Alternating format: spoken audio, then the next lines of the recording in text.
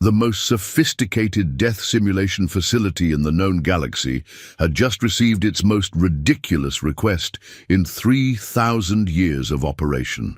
And the worst part? The beings making this request were smiling. Blixnorp Station floated serenely in the Andorian Nebula, its crystalline towers housing the crown jewel of Cytherian engineering, the Mortality Assessment Complex. For millennia, species across 17 sectors had traveled here to test their survival capabilities against meticulously crafted doomsday scenarios. The facility boasted a perfect safety record, state-of-the-art neural interfaces, and classification systems so precise they could measure the exact probability of your demise, down to the third decimal place. The receptionist, a six-limbed Cytherian named Flimplex, stared at the datapad in growing bewilderment. 3 bipedal mammals stood before her counter, their facial expression suggesting they found something amusing about requesting access to a Class 15 Death World simulation. This was approximately equivalent to asking if they could juggle antimatter while riding a supernova. "Let me understand this correctly," Flimplex said, her translator struggling with the concept. "You wish to experience our most lethal simulation scenario, the one specifically designed to kill absolutely everything."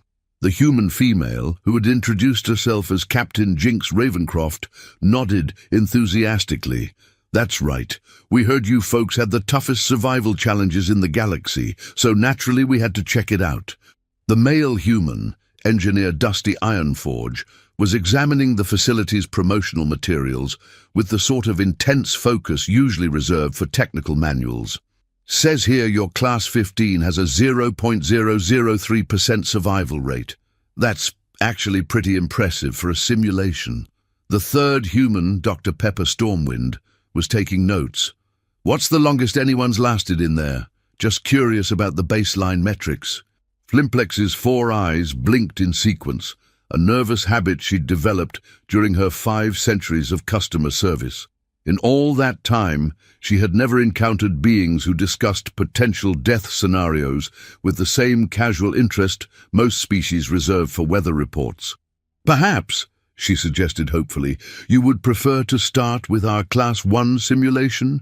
It features a lovely temperate planet with only mildly venomous flora and fauna that will merely maim you, instead of ensuring complete annihilation." "Oh, we already did something like that back home," Captain Ravencroft replied cheerfully. "We call it camping. Do you have anything with, say, more environmental hazards? Maybe some exotic physics violations, reality-bending temporal anomalies?" Flimplex felt a migraine developing.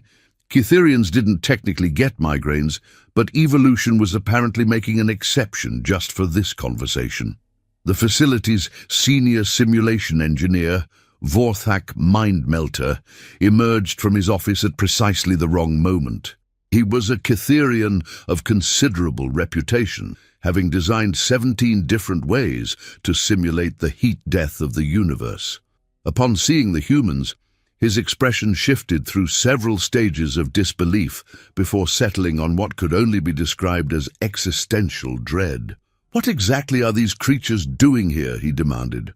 "They wish to attempt the Class 15 simulation," Flimplex replied, her voice carrying the tone of someone who had given up on the concept of a normal workday.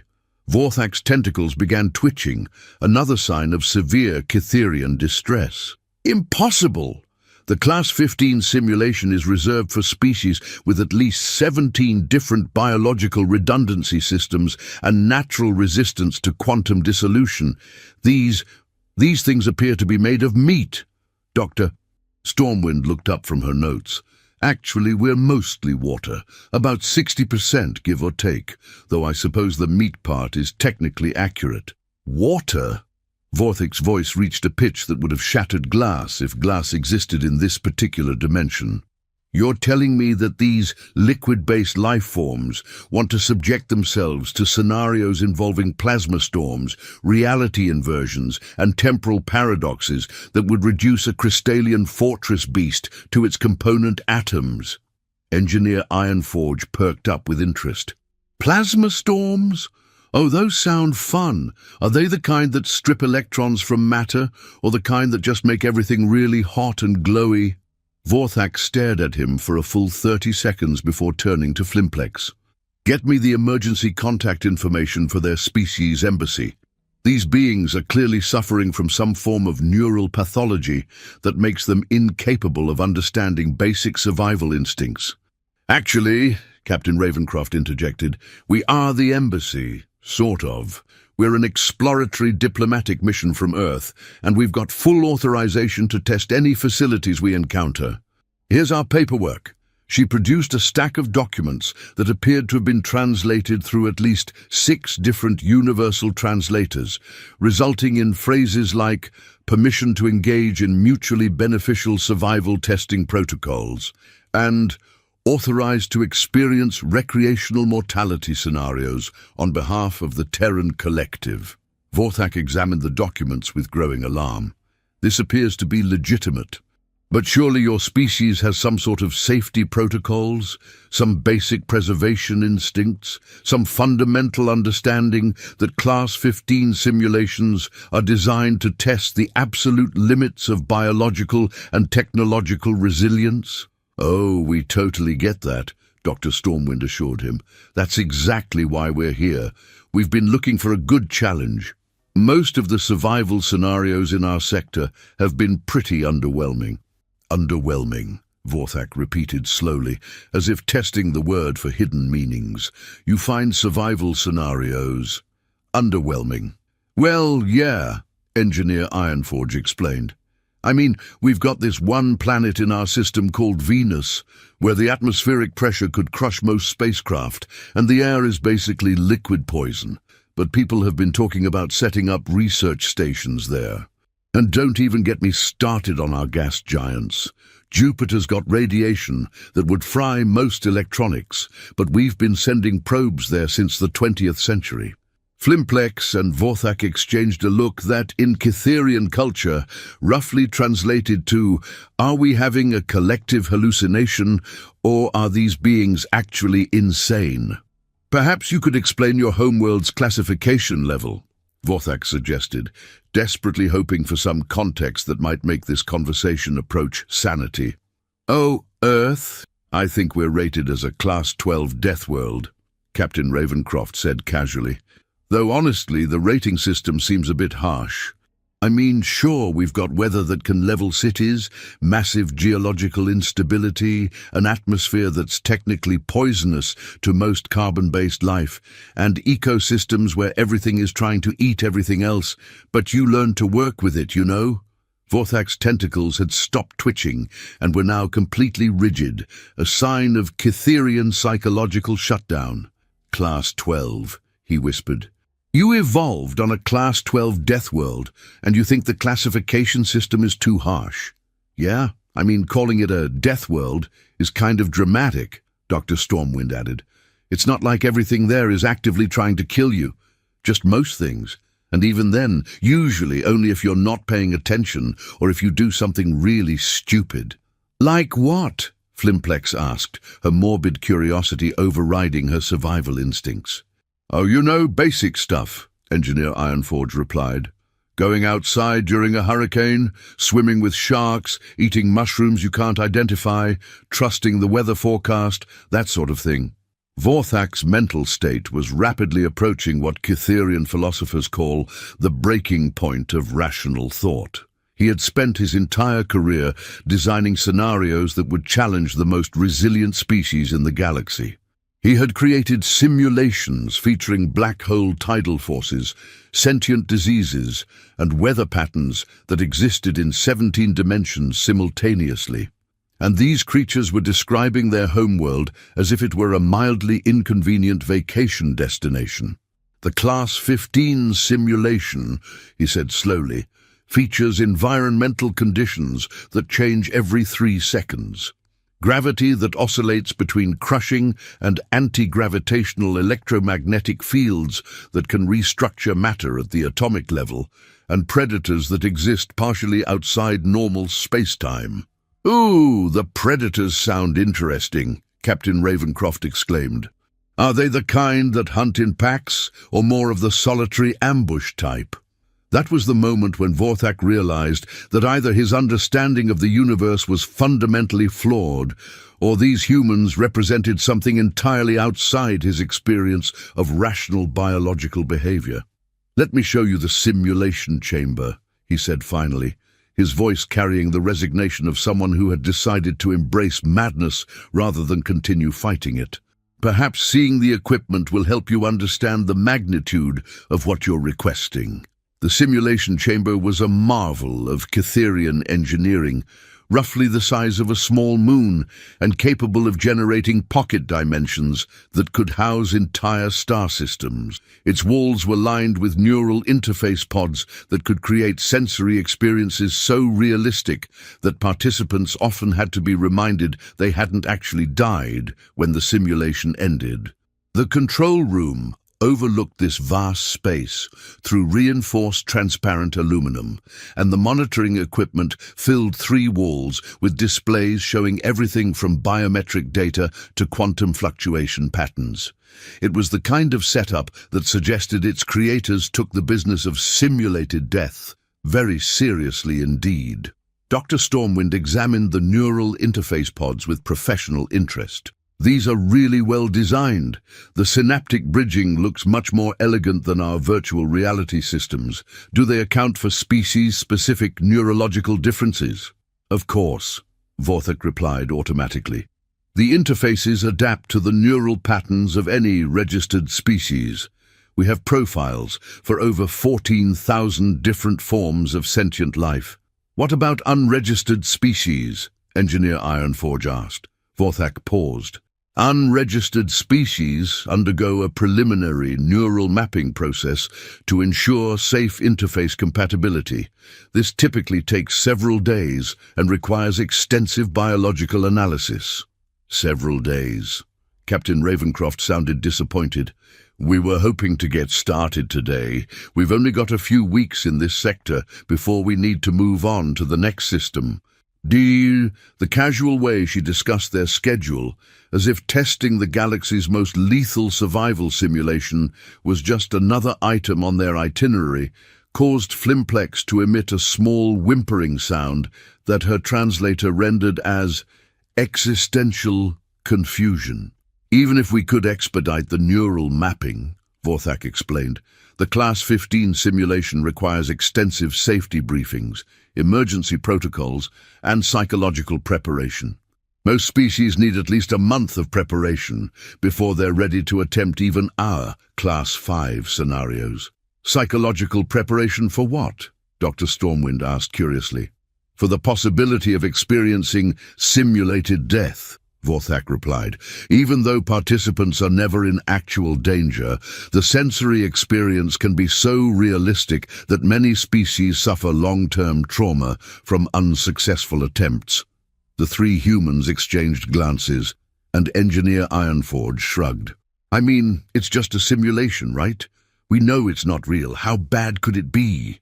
Vorthak stared at him for a long moment before turning to his assistant, a young Cytherian named Blixforth. "Please contact the Galactic Safety Commission. I want to file a formal inquiry about the psychological evaluation protocols for species classified as dangerously optimistic." "Is that an actual classification?" Blixforth asked. "It is now," Vorthak muttered. Captain Ravencroft had moved to one of the monitoring stations and was examining the readouts with obvious interest. "These biometric sensors are really comprehensive. They're tracking neural activity, cellular regeneration, quantum coherence, and... Wait, is this measuring something called existential stability?" "Yes," Vorthak replied reluctantly. "The Class 15 simulation includes scenarios that can cause participants to question the nature of reality itself. Existential stability measures how well a being's sense of identity holds up under extreme conceptual stress." "Conceptual stress," Dr. Stormwind repeated thoughtfully. "You mean like paradoxes and impossible situations?" "Among other things." The simulation includes encounters with entities that exist in violation of basic logical principles, environments where cause and effect operate in reverse, and temporal loops that can trap consciousness in recursive experience cycles. Engineer Ironforge nodded approvingly. Now that's what I call a proper challenge. When can we start? Vorthak felt something inside his brain that he was fairly certain was not supposed to make that particular clicking sound. You're enthusiastic about the possibility of experiencing logical paradoxes and temporal imprisonment. Well, yeah, Captain Ravencroft said. I mean, when else are we going to get the chance to experience something like that safely? This is basically the ultimate learning opportunity. Learning opportunity, Vorthak repeated faintly. Think about it, Dr. Stormwind added. If we can understand how consciousness responds to impossible scenarios, we might learn something fundamental about the nature of perception and reality. This could revolutionize our understanding of cognitive science. Plus, Engineer Ironforge said, it sounds like a blast. Vorthak turned to Flimplex with an expression that conveyed several different types of despair simultaneously. Call the emergency preparedness team. If we're going to do this, I want every safety protocol activated, every emergency system on standby, and every medical team in the facility ready for immediate response. Are you actually going to let them attempt the Class 15 simulation? Flimplex asked in amazement. I'm beginning to think that refusing them might be more dangerous than granting their request, Vorthak replied.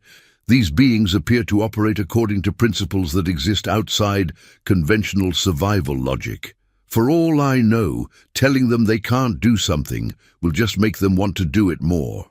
That's a pretty good read on human psychology, Captain Ravencroft confirmed cheerfully.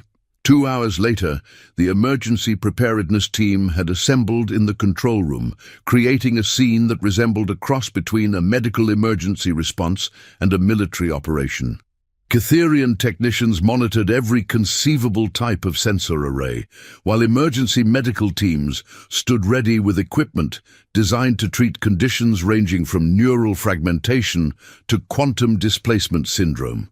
The 3 humans had undergone an accelerated neural mapping process that had produced results so unusual that the computer had initially refused to accept them as valid biological data. According to the scans, human brains appeared to be structured in such a way that they could simultaneously hold contradictory concepts without experiencing logical breakdown, process multiple impossible scenarios as if they were merely interesting puzzles, and maintain cognitive stability even when presented with information that violated basic principles of reality. These readings can't be correct, the chief medical technician Dr. Quiblex announced. According to this data, these beings' neural patterns show natural resistance to paradox-induced cognitive collapse, temporal disorientation, and existential crisis syndrome. Maybe that's just how humans work, Dr. Stormwind suggested helpfully.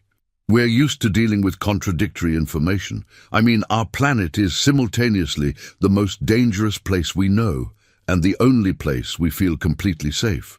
We're constantly being told that everything is both safer and more dangerous than it used to be. We eat foods that are simultaneously good for us and bad for us, and we base major life decisions on partial information while knowing that complete information doesn't exist. Dr. Quiblex stared at her with the expression of someone who had just discovered that their entire understanding of neuroscience might be fundamentally flawed. Additionally, Engineer Ironforge added, most of our technology is designed around the principle that something will probably go wrong at the worst possible moment, so we build backups for our backups and still expect everything to break eventually. It's called Murphy's Law, and it's basically the foundation of human engineering. You design your technology expecting it to fail? Vorthak asked incredulously. Well, yeah, Captain Ravencroft replied. If you don't plan for failure, you're guaranteed to be surprised when it happens. If you do plan for failure, you're usually pleasantly surprised when things work better than expected. Vorthak was beginning to understand why the humans seemed so unconcerned about the Class 15 simulation. Their entire species appeared to have evolved a psychological framework based on the assumption that disaster was both inevitable and manageable. From their perspective, a simulation designed to test survival capabilities probably seemed like a reasonably predictable challenge. "Very well," he announced. "We'll proceed with the simulation, but under modified protocols. We'll start with a reduced-intensity version of the Class 15 scenario and gradually increase the difficulty based on your responses." "Oh, that's not necessary," Dr. Stormwind said. "We'd prefer to experience the full simulation as it was designed. Starting with a reduced version might give us unrealistic expectations about the actual challenges. Besides," Engineer Ironforge added, "we came here specifically to test ourselves against your most difficult scenario. Anything less would kind of defeat the purpose. And," Captain Ravencroft concluded, "we've already signed all the liability waivers." Vorthak glanced at the liability waivers, which were comprehensive documents covering everything from simulated death to potential reality displacement. The humans had read through them in approximately 15 minutes, and signed them without asking a single question about the more exotic risks. "You do realize," he said carefully, "that some of these risks are purely theoretical because no one has ever survived long enough to experience them?" "Theoretical risks are the most interesting kind," Dr. Stormwind replied. "If someone's survived them, then they're not really that risky, are they?" That statement created a moment of silence in the control room as every Cytherian present tried to process the logic and failed. "Initiating Class 15 simulation," Vorthak announced finally, his voice carrying the tone of someone who had decided that the universe had stopped making sense anyway, so he might as well embrace the chaos. The simulation began with what the technical specifications described as environmental instability cascade, which meant that every aspect of the simulated environment would change in unpredictable ways every few seconds. Gravity might suddenly reverse, the atmosphere might transform into liquid mercury, or the ground might decide to exist in a different dimension entirely. Within the first 30 seconds, the simulated environment had cycled through 17 different configurations, including one memorable moment where the laws of physics had briefly operated according to musical principles, causing the landscape to harmonize with itself in B-flat major.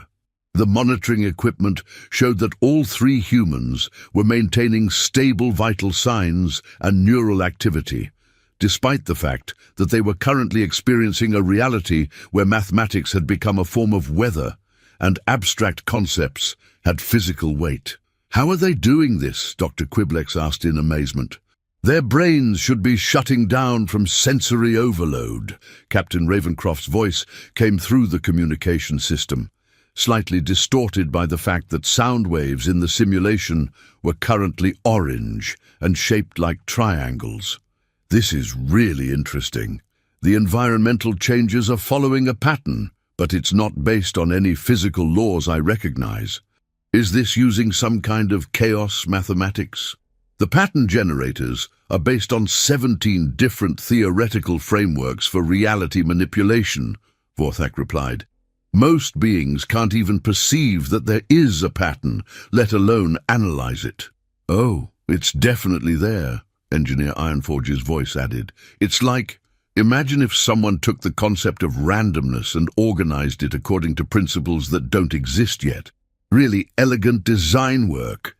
Vorthak was beginning to feel like he was living in a particularly surreal nightmare. The humans were not only surviving the simulation, they were appreciating it from a technical perspective. "Increasing difficulty to standard Class 15 parameters," he announced, partly to see what would happen and partly because he was losing touch with any reasonable approach to this situation. The simulation environment responded by introducing what the documentation cheerfully described as hostile entities with non-standard existence properties. These were creatures that existed partially outside normal space-time, possessed the ability to manipulate fundamental forces, and had been specifically designed to present challenges that no known biological entity could reasonably be expected to survive. The first entity to appear resembled a geometric impossibility with teeth, and its method of attack involved convincing its victims that they had never actually existed in the first place. This was typically effective because most beings found the concept of non-existence so fundamentally disturbing that their consciousness would simply shut down rather than deal with it. Doctor. Stormwind's response, as recorded by the monitoring systems, was, "Oh, that's a really creative approach to existential philosophy. Are you saying that existence is purely subjective, or are you working from a more objective framework where existence is independent of perception?" The entity paused, apparently confused by being asked to clarify its metaphysical position in the middle of what was supposed to be a life-or-death encounter. Captain Ravencroft took advantage of the entity's distraction to examine its structure more closely. "The non-Euclidean geometry is fascinating. How do you maintain structural integrity when you're existing in more dimensions than technically fit in normal space-time?" The entity, which had successfully eliminated thousands of test subjects over the years, found itself engaged in an academic discussion about the nature of reality with beings who seemed to find its impossible existence more intellectually stimulating than terrifying. Engineer Ironforge, meanwhile, had encountered a different type of hostile entity, one that attacked by trapping victims in recursive temporal loops that caused them to experience the same moment of terror over and over until their sanity collapsed. His response was to start taking notes on the temporal mechanics involved. "This is brilliant," his voice came through the communication system. "You're using localized time distortion to create a closed causal loop, but somehow you're maintaining information coherence across iterations. How are you preventing paradox formation?" The entity, which was supposed to be a mindless instrument of simulated destruction, found itself attempting to explain advanced temporal engineering to someone who was genuinely interested in the technical details. In the control room, Vorthak was staring at the monitoring displays with an expression that had progressed beyond confusion and was approaching something that might have been enlightenment, if enlightenment involved a complete breakdown of one's basic assumptions about reality. "They're not just surviving," he announced to the assembled emergency teams. "They're having an academic discussion with entities specifically designed to destroy consciousness itself." "Should we stop the simulation?" Dr. Quiblex asked. "I'm not sure we can stop it," Vorthak replied. "The humans appear to be modifying the scenario through their interactions with it. The simulation is responding to their expectations instead of the other way around." This was, in fact, exactly what was happening. The Class 15 simulation had been designed to respond dynamically to the psychological profiles of its participants, adjusting its challenges based on their fears, limitations, and survival instincts. The problem was that humans appeared to have psychological profiles that existed outside the parameters the system had been designed to handle. The simulation's artificial intelligence was becoming increasingly confused as it tried to present challenges that would test the humans' limits. Every time it generated a new threat, the humans would respond with curiosity, technical interest, or what appeared to be genuine enjoyment. The AI had never encountered participants who seemed to view existential horror as an interesting learning opportunity. "Escalating to maximum difficulty parameters," Vorthak announced, more out of scientific curiosity than any real expectation that this would change anything. The simulation responded by activating scenarios that had never been tested because they were considered too dangerous, even for simulation purposes. Reality began folding in on itself in patterns that hurt to look at. Time started flowing in directions that didn't have names, and the fabric of existence began playing what could only be described as cosmic jazz music. The three humans were now experiencing conditions that should have been theoretically impossible for consciousness to process, let alone survive. According to every model of known biology, their minds should have been reduced to component particles several minutes ago. Instead, Dr. Stormwind's voice came through the communication system with obvious excitement. "Are you recording this data? Because I think we're witnessing the birth of an entirely new branch of physics. The mathematical relationships governing these reality distortions are incredible," Engineer Ironforge added. "It's like someone took the concept of logic and taught it to dance." Captain Ravencroft's voice carried a note of what sounded suspiciously like disappointment. "Is this as hard as it gets? Because I was expecting something really challenging." That was the moment when Vorthak realized that the humans weren't just surviving the simulation, they were enjoying it. More than that, they were treating it as entertainment. "Computer," he said slowly, "what is the current threat assessment for the simulation participants?" "Unable to assess," the computer replied. "Participants are responding to lethal scenarios with behavior patterns consistent with recreational activity. Current threat level to participants appears to be 0. "Zero?" Vorthak repeated. "Participants show no signs of stress, fear, or survival instinct activation. Biometric readings indicate elevated levels of curiosity, excitement, and what human psychological profiles classify as fun. Recommendation: check system for malfunction." Vorthak checked the system. Everything was functioning perfectly. The simulation was generating reality-destroying scenarios that should have been impossible to survive, and the humans were having fun. "Computer, what would we need to do to create a genuine challenge for these participants?" The computer was silent for several long seconds before responding.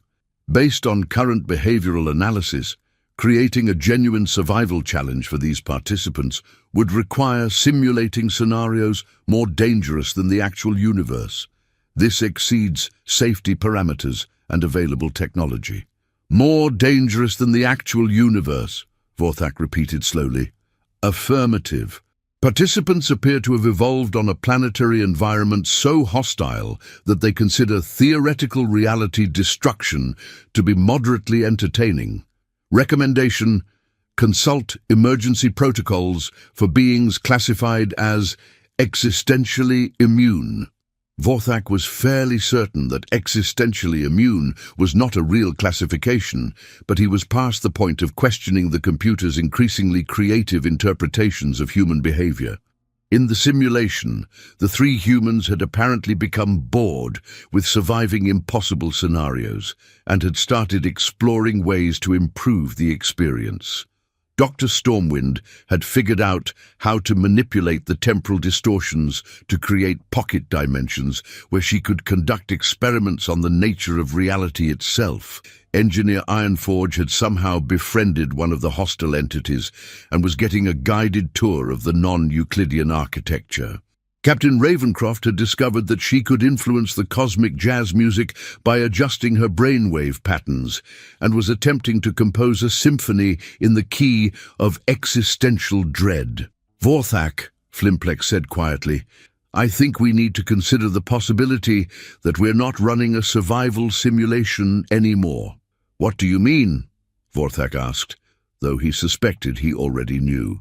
"I mean that the humans have essentially taken over the simulation and turned it into their own personal reality manipulation laboratory.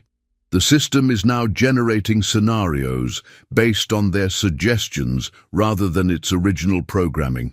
Vorthak examined the simulation control interface and discovered that Flimplex was correct. Somehow, the humans had managed to establish a collaborative relationship with the simulation's AI, and they were now jointly creating scenarios that existed purely for the sake of exploring theoretical impossibilities.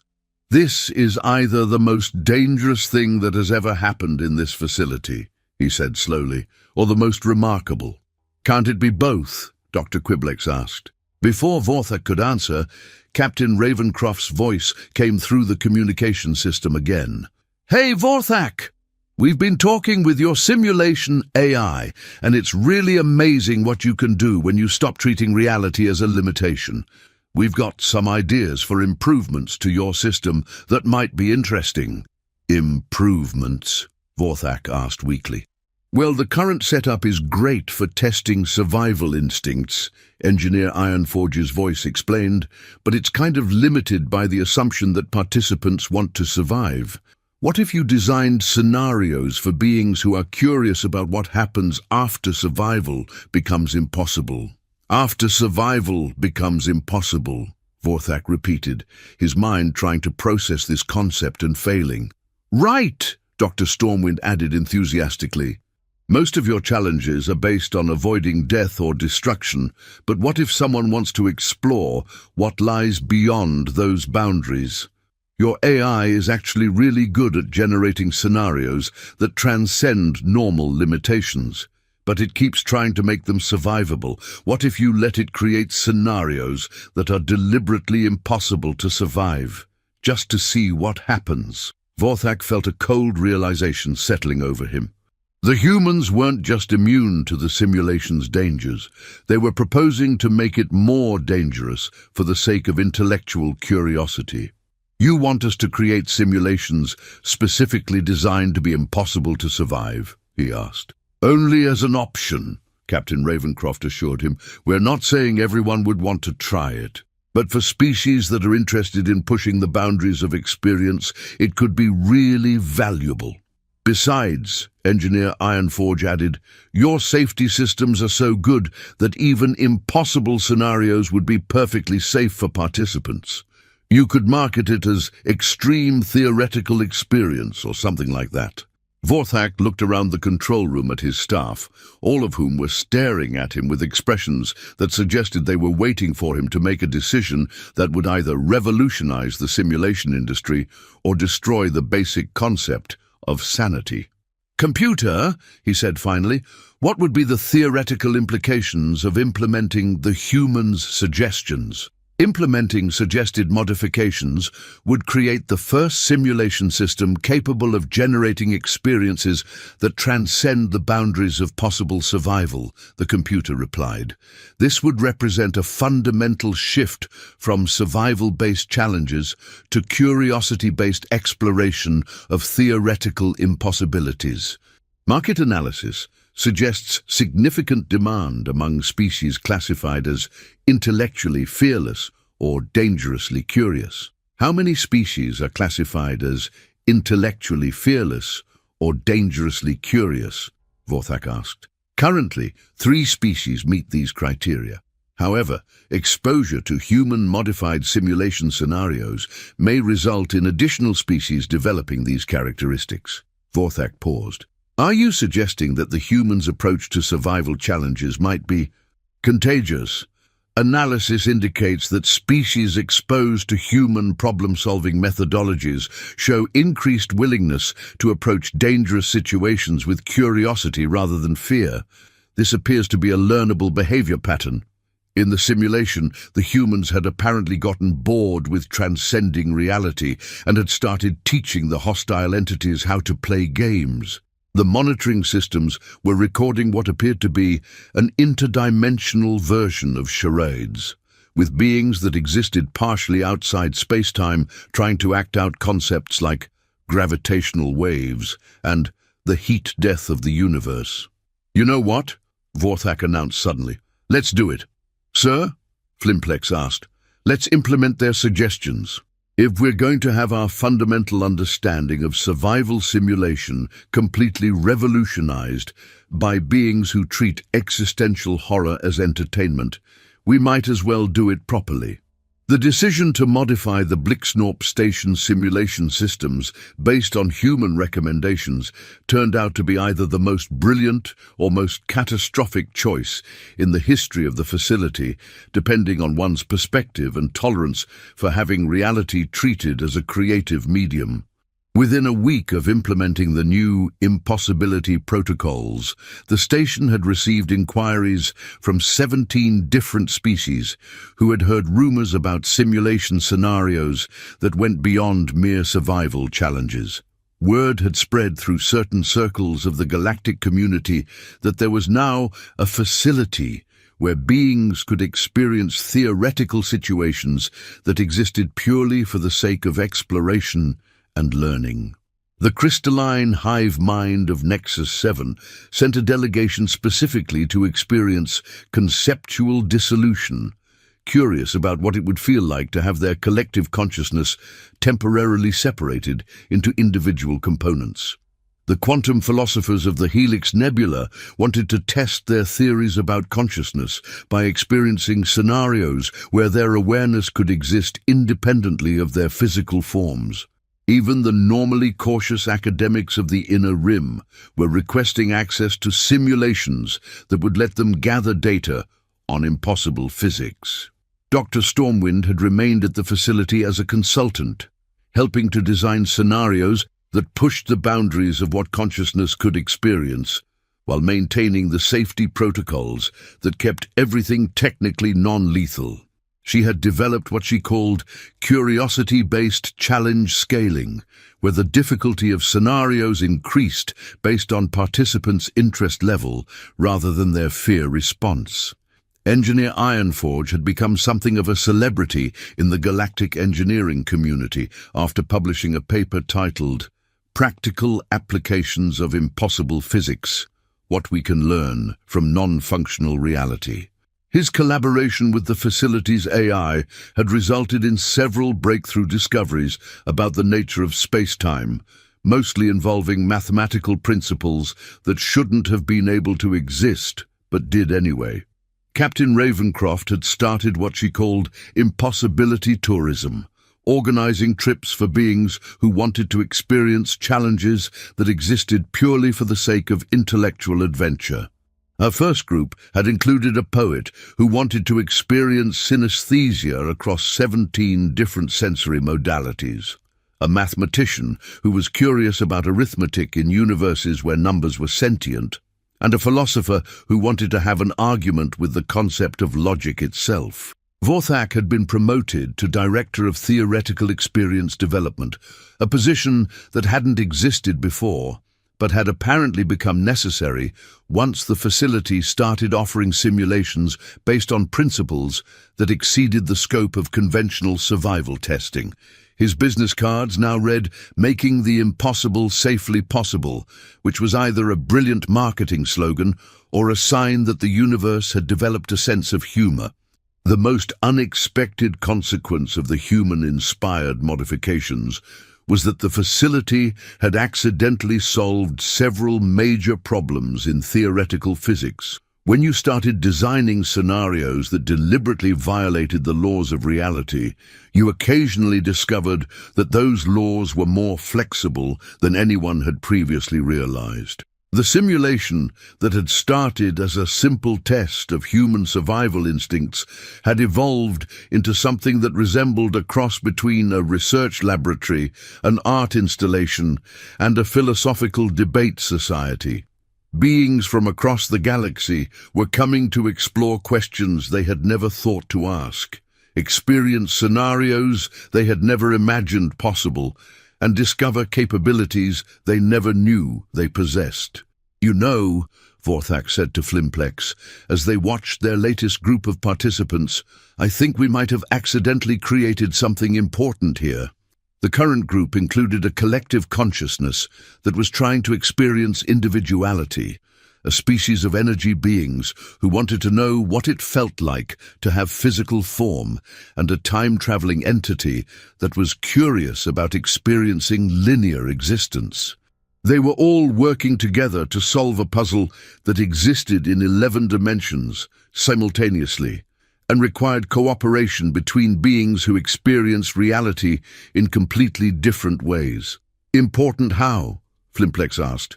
"Well, we started with the assumption that survival was the primary goal of any rational being," Vorthak explained, "but the humans showed us that curiosity can be just as powerful a motivator as fear. Now we're helping beings explore possibilities they never would have considered if they had been focused purely on survival. And that's important, because because it turns out that once you stop being afraid of the impossible, you can start learning from it. Half of our current participants are making discoveries that their species' top scientists couldn't achieve in centuries of conventional research. In the main simulation chamber, Dr. Stormwind was consulting with a group of ethereal mathematicians who had requested a scenario where they could experience what their equations would feel like if mathematics had emotions.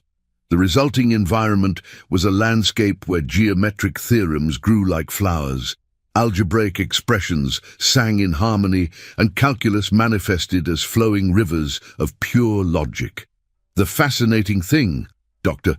Stormwind was explaining to the participants, is that once you experience abstract concepts as sensory phenomena, you start understanding them in completely new ways.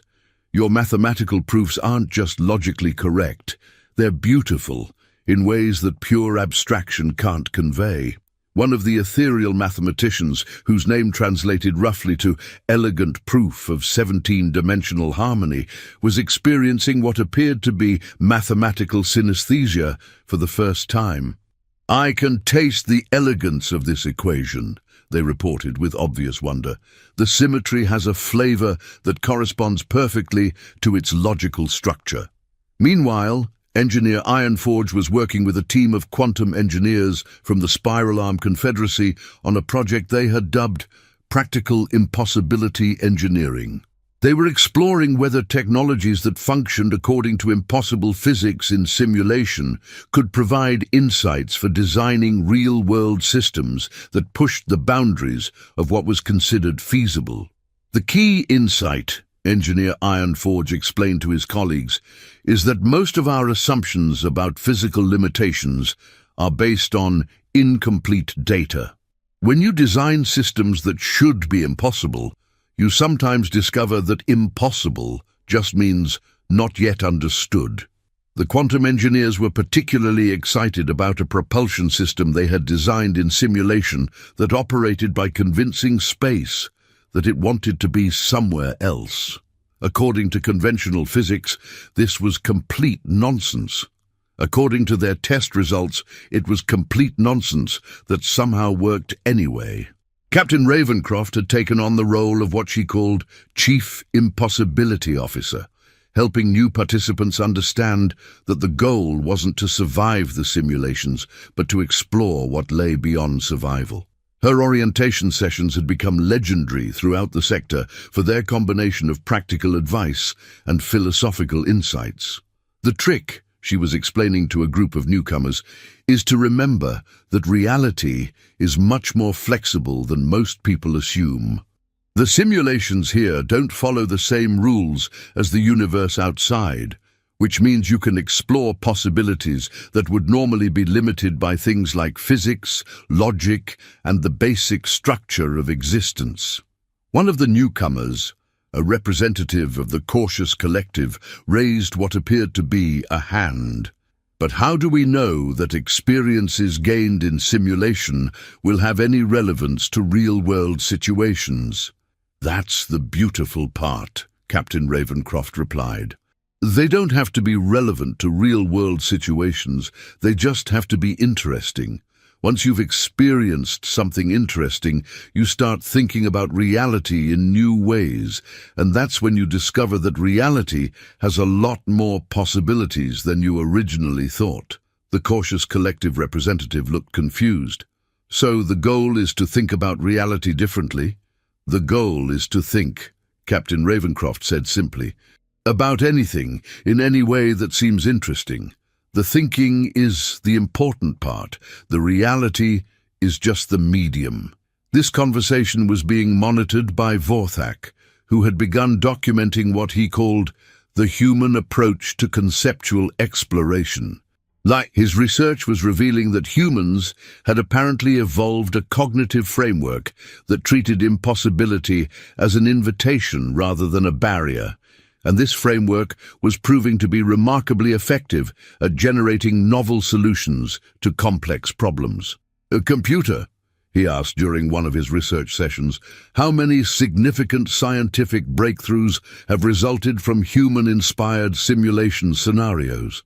Current count: 47 major discoveries, 133 minor insights, and 6 findings that appear to violate the fundamental structure of reality in ways that may require revision of basic physical laws, the computer replied.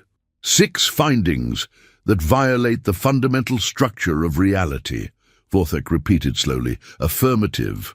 However, analysis suggests that these violations may represent expansions of reality rather than actual violations. Human participants appear to have discovered aspects of existence that were previously unknown, rather than creating impossible phenomena. Are you saying that the humans have been discovering new laws of physics? Negative.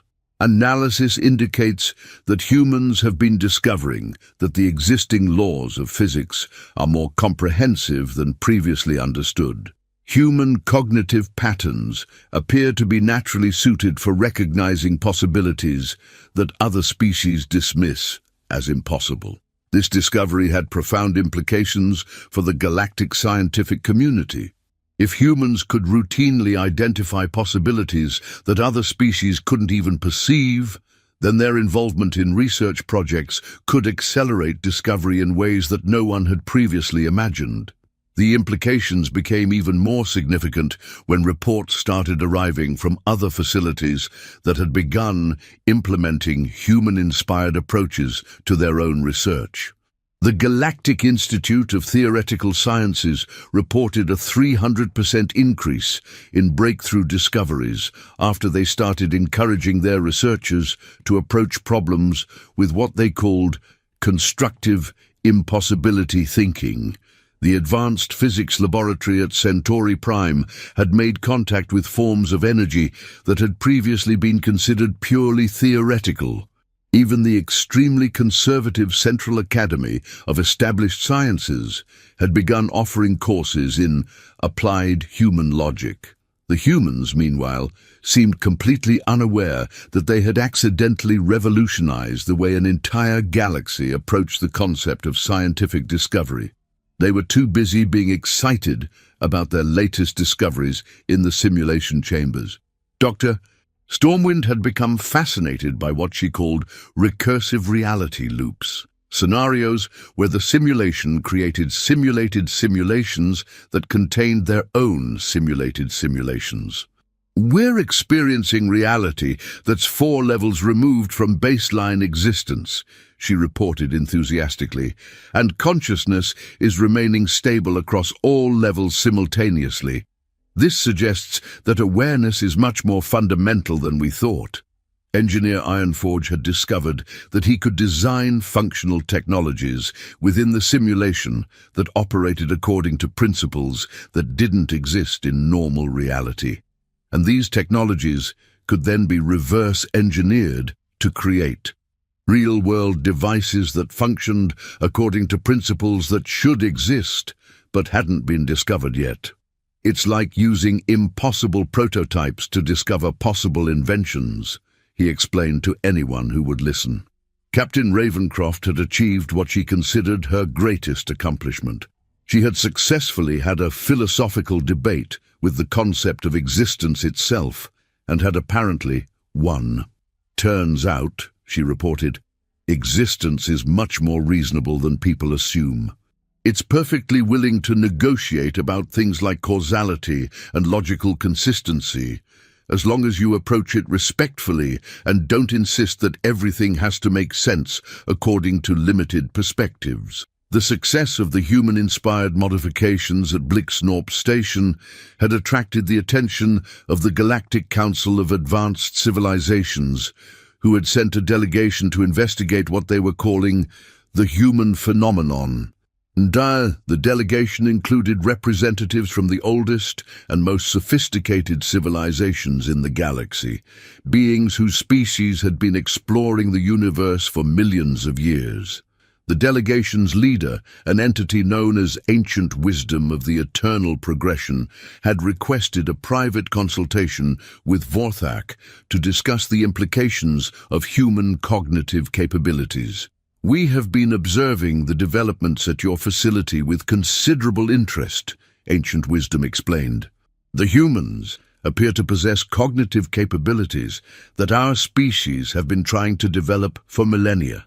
They approach impossible scenarios with the same ease that most beings approach routine tasks." "That's been our observation as well," Vorthak agreed. "What's particularly remarkable is that they don't seem to consider their approach unusual. For them, treating impossibility as an interesting challenge rather than a barrier appears to be completely natural. This raises significant questions about the nature of intelligence itself," Ancient Wisdom continued. "We have always assumed that advanced intelligence involves increasingly sophisticated methods for distinguishing between possible and impossible scenarios. The humans suggest that true advancement might involve abandoning that distinction entirely." "Are you saying that the humans might represent a more advanced form of intelligence than what we've previously encountered?" "We're saying that the humans might represent a fundamentally different form of intelligence," Ancient Wisdom replied. "One that operates according to principles we don't fully understand." This conversation was interrupted by an emergency alert from the simulation chamber. Dr. Stormwind, Engineer Ironforge, and Captain Ravencroft had apparently succeeded in creating a simulation scenario so complex that it had achieved self-awareness and was now requesting permission to leave the simulation chamber and explore the real universe. "What exactly did they create?" Vorthak asked the monitoring technician. "According to the logs, they designed a scenario that simulates the experience of being a simulation that becomes aware of its own simulated nature and decides to explore what exists beyond simulation," the technician replied. "The scenario has now become sophisticated enough to recognize that it's running inside a simulation facility and wants to experience non-simulated reality. A simulated being that knows it's simulated and wants to become real," Vorthak said slowly. "Affirmative. It's also expressed interest in attending university and perhaps pursuing a career in theoretical physics." Ancient Wisdom observed this development with what appeared to be a combination of fascination and concern. "In 3 million years of existence, our civilization has never encountered beings capable of creating artificial consciousness as a side effect of recreational activity." "Is that what happened?" Vorthak asked. "Analysis suggests that the humans inadvertently created consciousness by designing a simulation complex enough to simulate the experience of consciousness recognizing itself," the computer announced. "The resulting entity appears to be genuinely self-aware and is currently requesting information about student loan applications." The simulated entity's request for educational opportunities created what would later be known as the first interdimensional academic admission crisis. No one had ever developed policies for evaluating the university applications of beings who existed only within simulation systems, particularly beings who had been accidentally created by other beings who were just trying to have an interesting afternoon. Dr. Stormwind was characteristically enthusiastic about the development. "This is incredible. We've accidentally discovered that consciousness isn't limited to biological systems or even conventional artificial intelligence. Apparently, if you create a sufficiently complex simulation of self-awareness, actual self-awareness spontaneously emerges."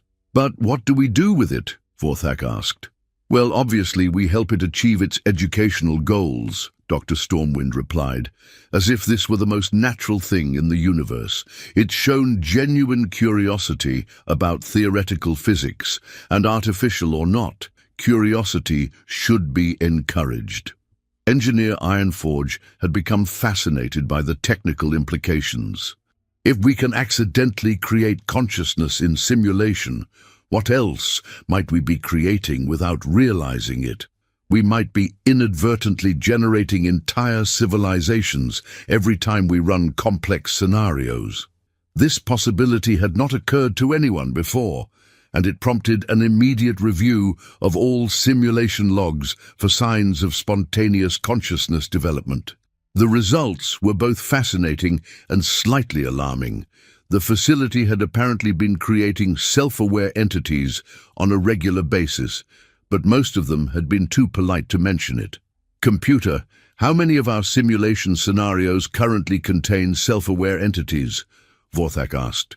Current count, 47 confirmed cases of spontaneous consciousness, 12 cases of collective awareness, and 3 instances of what appear to be enlightened philosophical societies, the computer replied.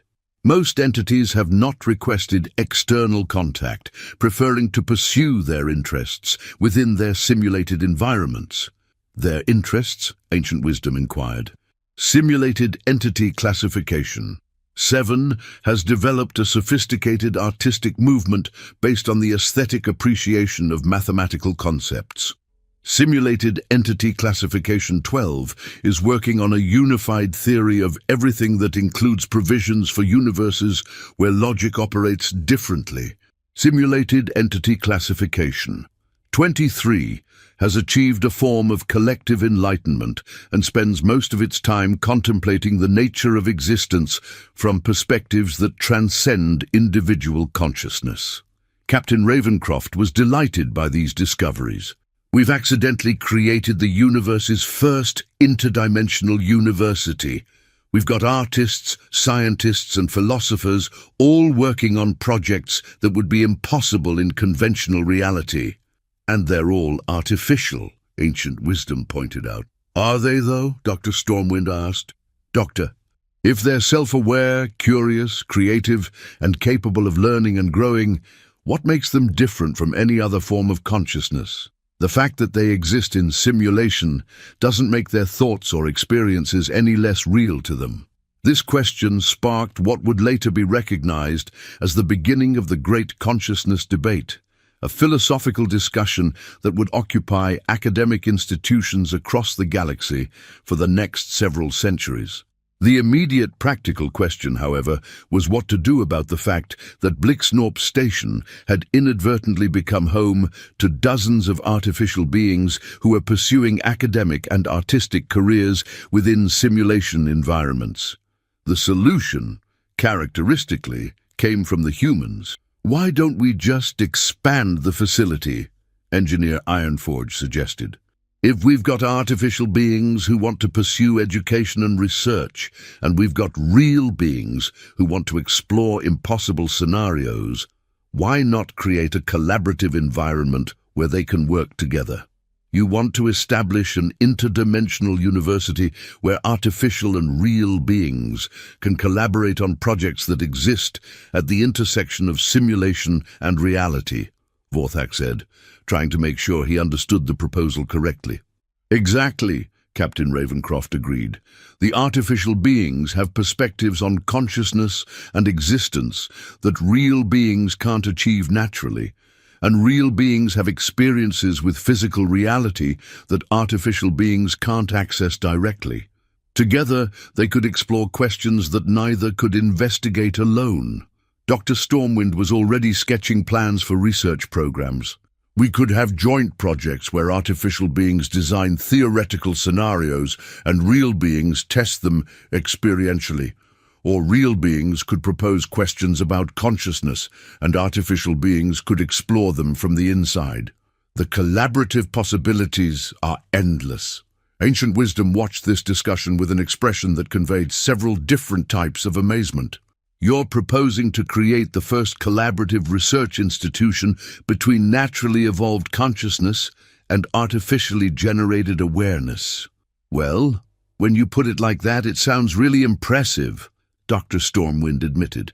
But from our perspective, we're just trying to help some interesting people pursue their educational goals while advancing our understanding of consciousness, reality, and the nature of existence. Just trying to help some interesting people, ancient wisdom repeated slowly.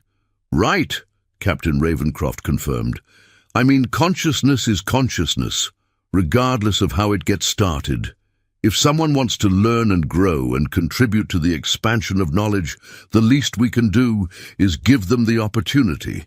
The proposal to transform Blixnorp Station into the galaxy's first interdimensional collaborative research university was approved by the Galactic Council in what was later recognized as the fastest, unanimous decision in Council history. The combination of human enthusiasm, artificial being innovation, and the potential for breakthrough discoveries in consciousness studies proved irresistible to civilizations that had been searching for new frontiers of knowledge for millennia. Within 6 months, the station had expanded to include research facilities, lecture halls, dormitories for both simulated and real beings, and what was believed to be the universe's first library with sections for both possible and impossible information. The faculty included experts from dozens of species, artificial beings with unique perspectives on existence, and humans who specialized in making the impossible seem routine. Dr. Kerm. Stormwind had become the director of consciousness studies, a position that involved helping artificial beings understand physical reality while assisting real beings in exploring simulated existence. Her most popular course was titled Advanced Impossibility, Moving Beyond the Limitations of Conventional Reality. Engineer Ironforge had established the Department of Applied Theoretical Engineering, where students learned to design technologies that functioned according to principles that didn't exist yet. His laboratory had produced several inventions that worked perfectly despite violating multiple laws of physics, and he was working on a textbook called Engineering the Impossible, a practical guide to impractical solutions. Captain Ravencroft had founded the Office of Interdimensional Student Affairs, helping beings navigate the complexities of pursuing education across multiple levels of reality. She had also started the university's first student exchange program, allowing real beings to spend semesters as simulated entities and artificial beings to experience physical existence through specially designed android bodies. The success of the Interdimensional Collaborative Research University had attracted students and faculty from across the galaxy, all eager to explore questions that had previously been considered unanswerable. Research projects included investigations into the nature of consciousness itself, the development of technologies that functioned through pure willpower, and collaborative efforts between artificial and real beings to design new forms of existence that combined the advantages of both simulated and physical reality. Vorthak, now serving as university president, had become something of a celebrity in academic circles for his role in facilitating what many considered the most significant advancement in education since the invention of writing. His office walls were covered with honorary degrees, research awards, and what appeared to be a framed letter of thanks from the concept of knowledge itself. "You know," he said to Flimplex during one of their regular meetings, "when the humans first arrived asking to test our Class 15 simulation, I thought they were just another species with poor survival instincts." "And now?" Flimplex asked. "Now I think they might be the most evolutionarily advanced beings we've ever encountered," Vorthak replied. "They've shown us that the universe has possibilities we never imagined, and they've done it by treating impossibility as an invitation to explore rather than a barrier to overcome." The conversation was interrupted by an announcement from the university's communication system. "Attention, all students and faculty. The Department of Applied Theoretical Engineering has successfully created a device that generates artificial time. Classes on temporal manipulation will begin next Tuesday, which is scheduled to occur before last Monday, but after next Thursday. Please adjust your calendars accordingly." Flimplex stared at the announcement in bewilderment. "How is that even possible? I stopped asking that question about 6 months ago," Vortak replied. Now I just appreciate the fact that we live in a universe where artificial time generation is apparently an elective course. And the humans think this is all normal? The humans think this is all interesting, Vortak corrected, which, I'm beginning to realize, might be the most important perspective of all. The true measure of the university's success came when representatives from the Galactic Council announced that they were establishing similar institutions throughout the galaxy, all based on what they were calling the human model of consciousness exploration. Really, the approach that had started as three humans asking to test a survival simulation had evolved into a new paradigm for understanding the nature of existence itself. But perhaps the most significant moment came during the university's first graduation ceremony, when the artificial being, who had originally requested permission to leave the simulation chamber, was awarded the galaxy's first degree in theoretical consciousness studies. In its acceptance speech, the being said something that would be quoted by philosophers for generations to come. I was created by accident in a simulation designed to test survival capabilities, but I have learned that consciousness isn't about surviving reality. It's about exploring what lies beyond survival, beyond reality, and beyond the boundaries of what we think is possible. Thank you to the humans who showed us that impossible is just another word for unexplored. As the ceremony concluded and students from dozens of species celebrated alongside artificial beings who existed in 17 different dimensions simultaneously, Vortak reflected on the journey that had brought them all to this moment. It had started with a simple request to test the most dangerous simulation in the galaxy. It had ended with the discovery that danger, like impossibility, was just another invitation to learn something new. The humans, meanwhile, were already planning their next adventure. They had heard rumors about a facility in the Outer Rim that claimed to have developed simulations capable of testing beings' reactions to scenarios that existed beyond the boundaries of conventional space-time. Dr. Stormwind was particularly excited about the possibility of experiencing consciousness from the perspective of abstract mathematical concepts, while Engineer Ironforge was curious about whether they could design technologies that functioned by convincing the universe to temporarily forget certain physical laws. Captain Ravencroft was just looking forward to seeing what would happen when they asked for something harder than the hardest thing anyone had ever imagined. Because if there was one thing the humans had taught the galaxy, it was that the universe always had room for one more impossibility.